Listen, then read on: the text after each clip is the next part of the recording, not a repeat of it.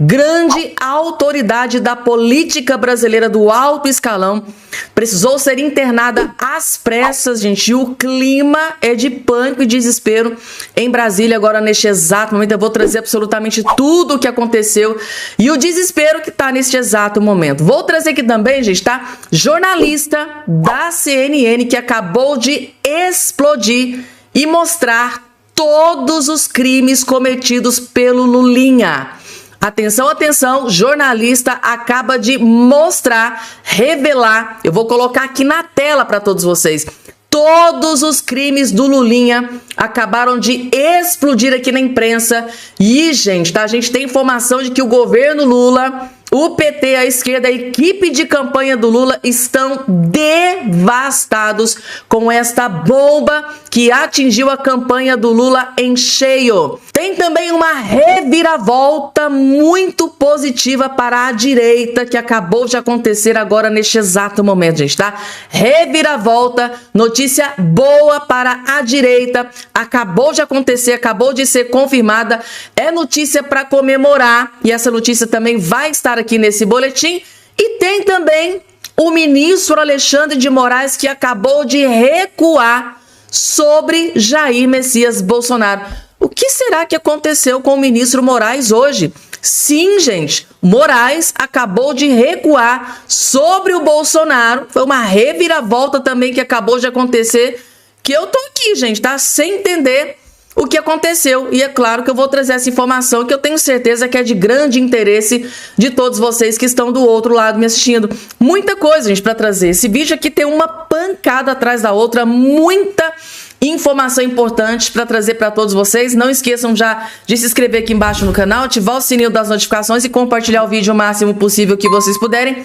Sem enrolação, direto aqui para informação, na verdade, informações, desdobramentos da candidatura do senador Cleitinho. Senador Cleitinho, né, gente, tá? O Republicanos tinha confirmado que o senador Cleitinho não ia ser mais governador de Minas Gerais, que muitos disseram que ele perdeu o timing, ele teve problemas familiares, justificou, foi lá, gente, olha, eu ainda não tô mergulhado nessa questão, né, de candidatar ao governo de Minas, porque eu passei por um problema devastador na minha família, eu perdi meu irmão, a gente estava em luto, a minha mãe chorando, minha família de luto ainda, ele não estava com cabeça para focar nessa questão. Então o líder do Republicanos, o presidente dos Republicanos, foi lá e falou, olha, não, ele não vai ser mais candidato, né, disse que a decisão era irreversível, que não tinha mais volta, mas, porém, entretanto, contudo, todavia, veio notícia boa. Parece que o Republicanos está voltando atrás aí da decisão, está recuando e disse que vai lançar, sim, o senador Cleitinho para o governo de Minas Gerais. Ó, Cleitinho peita o Republicanos, porque logo em seguida, após os Republicanos anunciar que o Cleitinho não ia mais ser candidato ao governo de Minas Gerais, o senador foi lá e peitou. Como assim? Como assim não você? Foi lá e peitou, exigiu explicações, ele foi lá, se explicou, se justificou e parece que estão se entendendo. Ia ser uma reviravolta espetacular para Minas Gerais. Cleitinho peita Republicanos que recua e agora admite lançá-lo em Minas Gerais. Gente, nas pesquisas só tá dando Cleitinho. Como que o Republicanos ia perder uma oportunidade dessa, gente? Tá o próprio senador Cleitinho lá em coletiva de imprensa disse, como? Se eu estou na frente das pesquisas, é eu que vou ser o novo governador de Minas Gerais e eu quero ser governador. Ele demorou a dar a decisão, mas tomou. E parece que a coisa está se resolvendo para o bem do povo mineiro. Se Deus quiser, senador Cleitinho será o nosso próximo governador. A gente está aqui depois de descartar a candidatura de Cleitinho Azevedo. O Republicanos mudou o tom e agora admite lançá-lo ao governo de Minas Gerais. A guinada ocorre após pressão do senador, que desafiou publicamente a cúpula do partido nos últimos dias. O presidente nacional do Republicanos, Marcos Pereira, afirma que a situação está indefinida e o martelo será batido na segunda-feira. Questionado sobre a razão do recuo, ele disse à coluna, né, o jornal Globo, estar preocupado com a possível fuga de candidatos a deputado federal e estadual. Os candidatos das chapas de estaduais e federais estão ameaçando desistir. Justificou-se, esse seria um dos motivos dele ter tirado o Cleitinho do plano do Republicanos. Porém, ele participou agora, recente, né, de evento com o Flávio Bolsonaro. Eu acho que o Flávio Bolsonaro deve ter conversado com ele sobre essa situação. E assim, gente, o melhor para Minas Gerais, sem a menor sombra de dúvida, é o senador Cleitinho. Se Deus quiser e ele quer, Cleitinho vai ser o novo governador aqui do nosso estado amado, Minas Gerais. Minas Gerais merece o senador Cleitinho. Merece ou não merece, gente, tá? Vocês que estão aí do outro lado aí me assistindo, independente se você é mineiro ou não, estado de Minas Gerais merece ou não merece o senador Cleitinho, que pra mim, na minha opinião, é um dos políticos mais... Meu Deus, gente, eu teria adjetivos para ficar aqui um dia inteiro, gente, tá? Mais íntegros, justo, honesto, tá? Aquele que peita o sistema, confronta quem tiver que confrontar, parte para cima de ministro da Suprema Corte, é a favor de impeachment, não se curva quando é intimidado, quando é ameaçado. Eu ficaria o dia inteiro aqui, né? Falando bem do senador Cleitinho. Se Deus quiser, vai dar tudo certo. Como diz aquela música, né, do Zezé de Camargo, vai dar tudo certo, né, gente, tá? Vamos lá, porque tem mais notícia para trazer aqui, inclusive, ó, só para lisura aqui da informação, saiu aqui também, ó, no Metrópolis, tá? Cleitinho será candidato em Minas Gerais, dizem aliados, já é dado como certo que ele vai ser candidato aqui em Minas Gerais. E agora, gente, em evento recente, uma declaração bombástica do candidato à presidência Flávio Bolsonaro. Flávio Bolsonaro diz que aceitará o resultado das urnas, mas critica TSE por 2022. Ele criticou o TSE capitaneado pelo ministro Alexandre de Moraes de 2022. Tá aqui, gente, já. O candidato do PL à presidência da República, Flávio Bolsonaro, disse que pretende aceitar o resultado das urnas na eleição deste ano, por acreditar que o Tribunal Superior Eleitoral atuará de forma imparcial, o que, segundo ele, não ocorreu nas eleições de 2022. As declarações foram dadas em entrevista ao programa Canal Livre da Rede Bandeirantes. A entrevista era exibida às 20 horas e ele disse o seguinte, ó, eu vou aceitar, eu vou concorrer com as regras e tenho certeza de que o TSE, diferente de 2022, que foi capitaneada pelo ministro Alexandre de Moraes, tá? Vai ser um TSE imparcial e que vai tomar todas as providências para que essa eleição ocorra com mais segurança e mais transparência, disse Flávio, segundo prévia das declarações públicas no site da Rede Bandeirantes.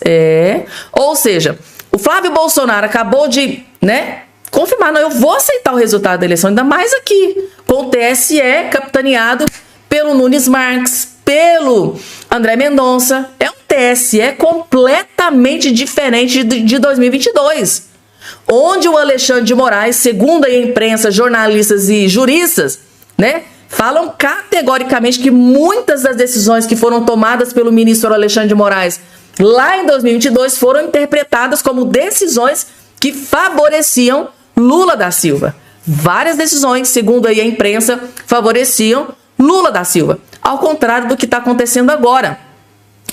O Cássio Nunes Marques, André Mendonça toma decisão favorável a Lula, favorável a Flávio Bolsonaro, desfavorável a Lula, desfavorável a Flávio Bolsonaro, ou seja, eles fazem o que está na lei. A lei determina isso, é o que vai ser. Pronto, é isso, mais nada. É o que está determinado na lei. É só isso que o Flávio Bolsonaro está pedindo. E agora, gente, internação confirmada em Brasília, gente, tá? Até este exato momento que eu estou gravando esse vídeo aqui, a informação que chegou direto de Brasília é que a Michele Bolsonaro, internada em hospital, passa por procedimento e participação em evento de Flávio vira dúvida.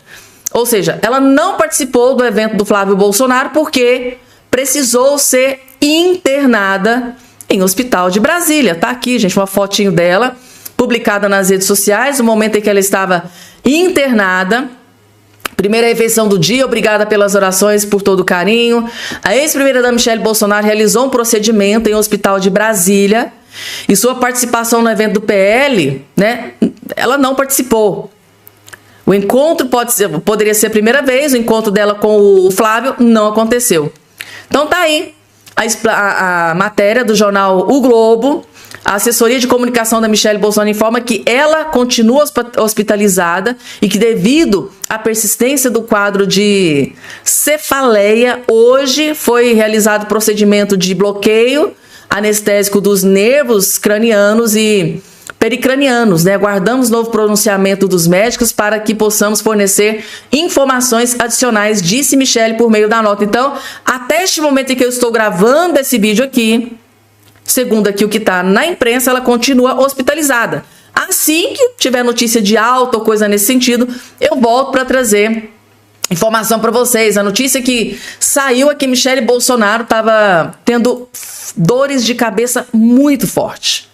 Dor de cabeça muito forte levou Michele Bolsonaro a ser internada, né, para ser observada pelos médicos, passou por um procedimento, e assim que sair nova atualização do estado de saúde da Michele Bolsonaro, eu venho na velocidade da luz para trazer informações atualizadíssimas aqui no canal Fabiana Cardoso. Não esqueçam de se inscrever no canal Fabiana Cardoso para continuar tendo notícias da Michele Bolsonaro. E para finalizar,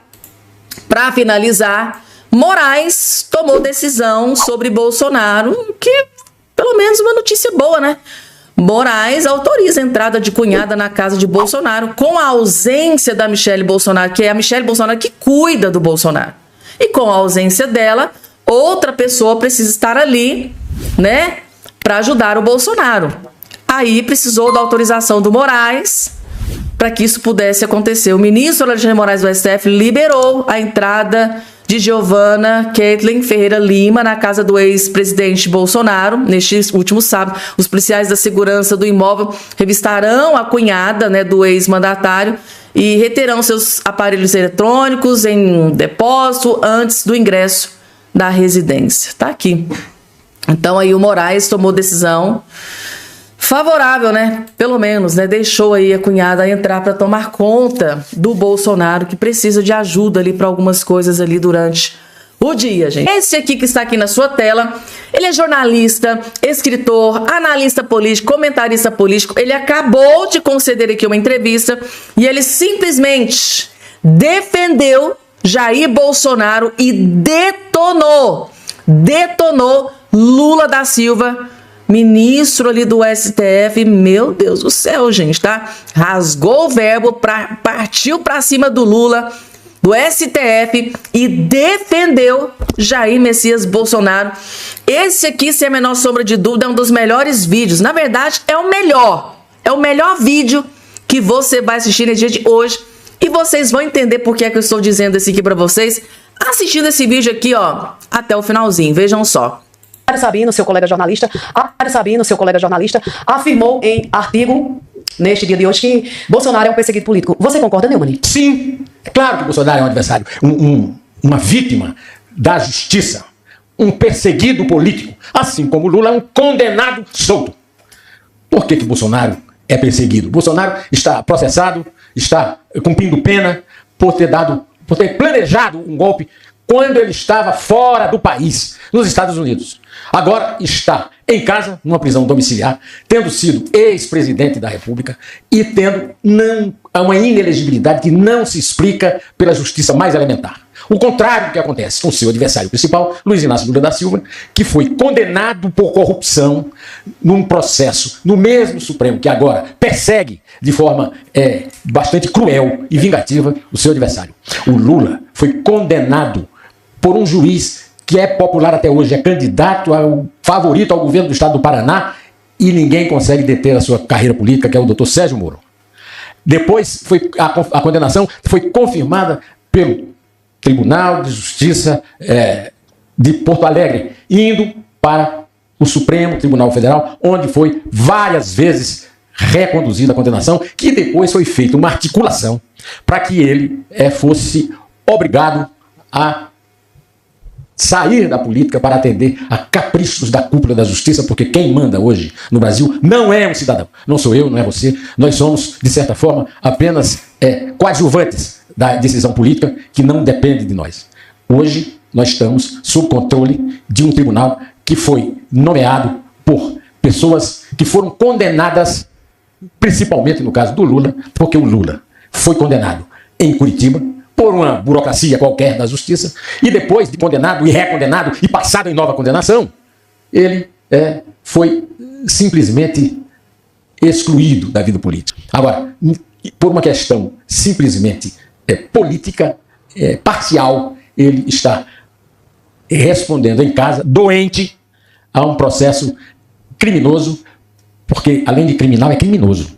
Afinal de contas, não há nada que possa explicar, justificar esta prisão. Principalmente quando ela é decidida por pessoas que estão sob suspeita e que não reconhecem nada. São pessoas que vivem a exigir explicações. Agora, por exemplo, vamos tratar de uma coisa recente. O candidato a presidente da oposição é o Flávio Bolsonaro, primogênito de Jair Bolsonaro. Ele está sendo processado porque usou na campanha dele o apoio do pai. O pai não pode dizer em quem vai votar, porque uma ordem superior, por um processo que foi aberto há 7, 8 anos, que o relator não foi sorteado, como é praxe em qualquer justiça do mundo. E eu não falo nem da justiça eleitoral no Brasil, porque o Brasil é o único país do mundo que tem um tribunal específico de um monte de gente empregada ganhando uma fortuna para decidir sobre o destino dos outros e sem a menor relação com a realidade dos fatos. Gente, tá aí. José Neumann, gente, tá? Jornalista, escritor, analista político, desceu a lenha, né? Desceu a lenha no Lula e defendeu Jair Messias Bolsonaro. Segundo José Neumann, Jair Bolsonaro é um perseguido político, sim. É um perseguido político, sim. E para ele, Lula da Silva deveria estar basicamente na prisão. Tiraram, deram um jeitinho de, descondenar Lula da Silva para ele voltar para a presidência da República. E aí, gente, eu disse para vocês, vocês iam gostar desse vídeo. Gostaram? Coloca aqui embaixo a opinião de todos vocês. Continuando, gente, agora acabou de sair um vídeo na CNN que deixou o Lula furioso, gente. Esse vídeo que eu vou colocar aqui agora na tela para vocês deixou o Lula, a equipe de campanha do Lula, o PT, a petezada, a esquerdalhada, todos estão devastados. Jornalista da CNN acaba de expor todos os crimes do Lulinha. Atenção, atenção, jornalistas da CNN acabam de expor, acabam de revelar todos os possíveis crimes do Lulinha que estão sendo investigados pela Polícia Federal, tá? Capitaneada pelo ministro André Mendonça. Isso aqui, gente, tá? Lula vai ter um infarto. Lula vai ter um infarto com tudo que foi revelado aqui sobre o Lulinha, os crimes do Lulinha revelados dentro da CNN. Assistindo o vídeo, vocês vão entender por que o Lula tá furioso com esse vídeo. Vejam só. Empresa ligada ao empresário Fábio Luiz Lula da Silva, Lulinha, tem acordos de 55 milhões com o governo federal. É o que apontam os dados levantados em despesas e valores com contratos vigentes até 2031. Agora eu chamo Elijonas Maia, nosso analista de segurança pública, que vai trazer essas apurações sobre o assunto. Boa tarde, bem-vindo, Elijonas. Obrigado, Débora. Ótima tarde para você, para quem está acompanhando a gente. Esse levantamento foi feito pela CNN durante esse sábado com base em documentos e contratos da transparência do governo federal, da transparência ali que todo mundo tem acesso e pode analisar todos os documentos que estão ali publicados. E nesse levantamento tivemos essa resposta, essa apuração de contratos, 4 em vigência, de 55 milhões de reais, 721 também para ser mais exato, com a empresa 3 Structure, que é, segundo a investigação da Polícia Federal, a pedido da cúpula ali para o Supremo Tribunal Federal por tráfico de influência do Fábio Luiz Lula Oliveira, o Lulinha, filho mais velho do presidente Lula, com o governo Lula. são 4 contratos. Vou passar rapidamente quais são esses contratos e quantos são esses milhões. O primeiro é de 19 milhões com o Ministério do Desenvolvimento e Assistência Social, Família e Combate à Fome. Esse começou em abril deste ano e tem a vigência até 2031, com esse total aí que eu falei, 19 milhões. Já o segundo foi assinado em dezembro de 2023, primeiro ano do governo do presidente Lula, e vai até abril do ano que vem, 2027, também com o Ministério de Combate à Fome. Esse segundo tem um valor de 14 milhões 452 mil reais. Já o terceiro, que começou a entrar, foi assinado em novembro de 2022, publicado em janeiro de 2023, é com o Exército, ligado ao Ministério da Defesa, com um montante de 21 milhões 831 mil reais. Há ainda um quarto contrato, um acordo firmado com essa empresa de tecnologia com o governo Lula, que é de 177 mil reais de abril até abril de 2029, que é com o Instituto Nacional de Surdos, subordinado ao Ministério da Educação. Todos esses contratos são da área de tecnologia para a contratação de softwares e também de backups para as máquinas do governo federal. Mas por que isso é importante? A gente está trazendo esses números aqui para quem está acompanhando a gente. Porque justamente a abertura de inquérito da Polícia Federal, o primeiro foi para o tráfico de influência do filho do presidente em órgãos do governo federal. O segundo também, a pedido da PF, autorizado pelo ministro André Mendonça, é também relacionado ao uso da influência dele como filho do presidente para ajudar empresas parceiras dele, segundo a investigação da Polícia Federal, e assim essas empresas conseguirem contratos milionários com o governo Lula. Então, por isso a gente fez esse levantamento, está trazendo essa explicação para quem está acompanhando a gente.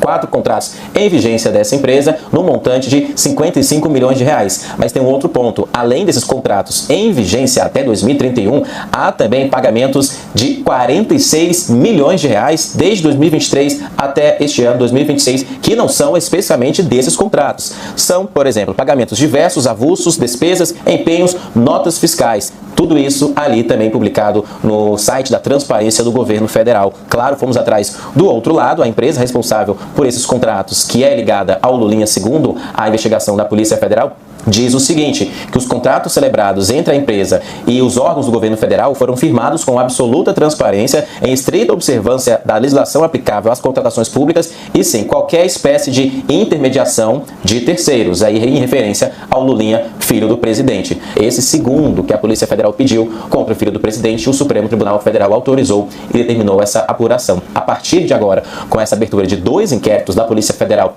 que miram o filho do presidente, novas ferramentas ficam à disposição da investigação, como quebra de sigilo bancário, fiscal, tem também os depoimentos e até também análise de algumas mensagens que porventura possam ser encontradas. Tudo isso agora a gente vai continuar acompanhando dia após dia nesse novo inquérito e mais um segundo que foi aberto pela Polícia Federal.